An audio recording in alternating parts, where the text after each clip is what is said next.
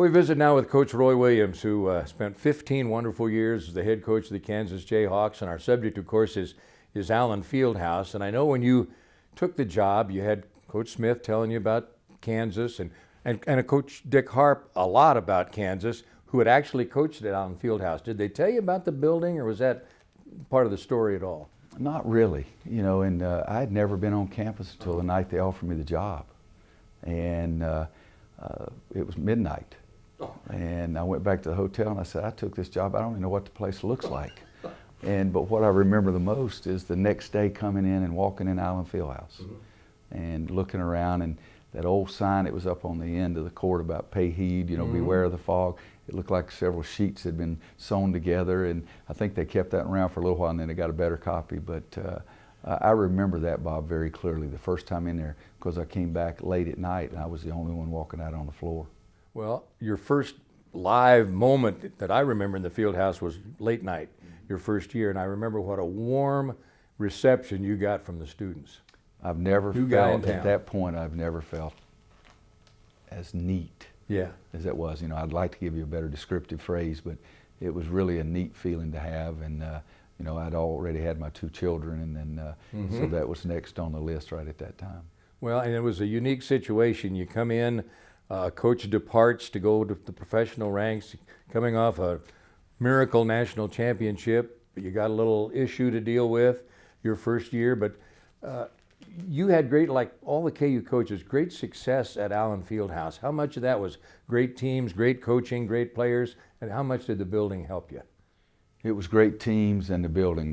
My situation, it wasn't great coaching, I can tell you. No, I'm serious. It was the players had so much confidence in Allen Fieldhouse. I think that was the biggest thing. And then, there was no leprechaun. We're not Irish here or anything like that, but there was something in the building.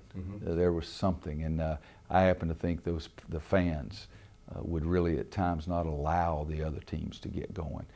It would be so, the roars, the deafening noise, everything. It was always. And we played on that success. We tried to talk about, boy, we're really good in the Fieldhouse. Every time I'd see a coach in the Big 8 or somebody coming out, I said, boy, it's really hard to win in our place. And I tried to lay that on their minds right there to start with, and but it was. But number one, I'd say the players. Well, you only had 17 home losses in 15 years. That's not too bad. I would take that. If I got another 15 years like that, I'd be the happiest guy around. You've coached in a lot of the great buildings. Obviously, you were an assistant at Carmichael, the Blue Heaven, down in Tar Heel country. You've coached at Duke. You took us to the Palestra one year, Pauley Pavilion. Where does this building rank nationally with the iconic basketball facilities? I think it's right there with anyone, except I think it is the best home court advantage. I really believe that, and I'm at a great place, and we've had some wonderful wins, and the crowd have done. Right. But I don't care who you're playing. I used to have a coaching friend of mine that coached at Slippery Rocks, always tried to give his club some pub, and I'd say, I don't care if we're playing Slippery Rock, our 16,000 are going to go wacko. And I do believe it is the best home court advantage. And it's what we're trying to do. It's the Smith Center right now. We're trying to get there. And Cameron Indoor is a tough place to play. Missouri was a tough place to play. Oklahoma State was an awfully tough place to play. But I think that Allen Fieldhouse was the toughest place to play for the opponents coming in. And then, the great players, whether it's Wilt Chamberlain, Danny Manning, Nick Collison, whoever you want to talk about, there were some pretty doggone good players too. Talk to Coach Brown about establishing late night. He really got that started, and of course it started midnight in those days. You expanded the role of late night, and it's become a major event every year. What was that like to get that going as a recruiting tool and just a way to start the basketball season in the Fieldhouse? Well, Lefty Drizel had started something like that when he first got to Maryland. They run the mile, I think, at 12:01, that kind of thing. And so when I got here and they were telling me the story about Milt and Danny and those guys singing the Temptations, I think it was My Girl or whatever, lip syncing to it. And I really did. I wanted to, expand it a little bit more. And the first year or so, we tried, and then all of a sudden, about the third year, I thought we really had hit a home run. And then we just kept going, but the fans really just flocked in. And my first year back at North Carolina, we were going at midnight because that was the rule then. And we closed the doors at 5 o'clock. We had 21,750 people already there. I do think it's something that helps you in recruiting. You know, that some people, the expense that you put into late night is off the chart. Some people spend more money in late night than they used to spend their whole budget, kind of thing. But I think it is a celebration to me. It's a celebration of the starting of the men's basketball season, and I love it. You've had an amazing career. You're, of course, a basketball Hall of Famer. You've won a couple of national championships. As you look back on the years in Lawrence, and specifically Allen Fieldhouse, do any games just kind of come to mind as special games that you won in this building? Oh, a ton of them. You know, people ask me what I miss most about Kansas and Lawrence, and I say Allen Fieldhouse. Mm-hmm.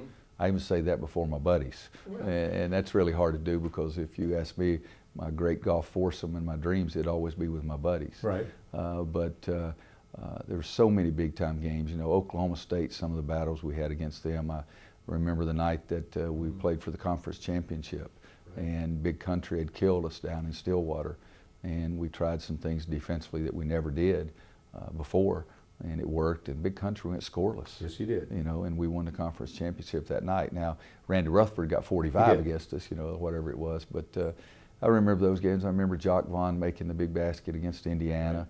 I remember the Missouri game, the 100-year celebration, and Paul Endicott and Tustin Ackerman sitting in the bleachers 30 minutes after my press conference was over with, and somebody came and told me, and I went back out to make sure they were all right, and they said, "No, Roy, we're just enjoying this." They loved every second of it. I sat there with them. I know an event I'll remember, and I know you do too, the Oklahoma State game with Nick and Kirk's senior year. I don't think I've ever seen an opposing coach make a mad dash down to the other bench to shake hands with two KU seniors.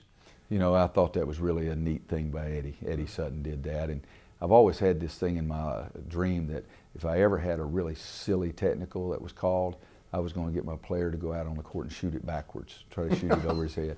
And so that night when Eddie came running down to see Nick and Kirk, as he was going back, I said, if they call a technical by being out of the box, I'm going to run down to his bench and see if they'll call another technical. So it's that was a really neat moment by a good guy, and he cared about what those kids did by staying in college 4 years and the kind of young people they really were. And that was the one thought I had, overriding thought that night, is I hoped our fans realized how lucky we were to have both those kids for 4 years. Well, you won 9 conference championships, you had the 4 Final Fours, 2 national championship games, so close to the national title, which you've now won a couple of times. But what a terrific run it was, and obviously Allen Fieldhouse was a part of that. But you look back on those 15 years now with a little different feeling. I'm sure you were an ACC guy coming in, you're back in that conference, but you helped make the Big 8 and then the Big 12 as good a basketball as we had in the country over that period of time. It was tremendous league. We were talking last night about the national championship game in 2003 with Nick and Kirk. Yeah. We were 12 of 30 from the free throw line, and we had a shot to tie the game at the end. And you know, that's if I have a negative, I'd say it would be that I wish I'd been able to get a national championship while I was here. There's no question, but man, just felt very fortunate, still feel very fortunate to have been a very small part of such a great place. Well, you were a big part of the situation here, and we're so glad you're back. I know you haven't had a chance to come to the Fieldhouse. You've been back to Lawrence and the area a lot, but it's great to have you back with these other coaches. Well, it's great to be here. In fact, it's the first time I've been back to Lawrence in 10 years. Mm-hmm. And walking in the Fieldhouse today, I did it by myself, because the last time I was in the Fieldhouse was the last practice before we went to the Final Four. And that day I thought this could be the last practice I have with Nick and Kirk, and what great young men they were. Hey, welcome back. It's great to see you. Have a great night with everybody. Thank you, Bob. I'm sure I will.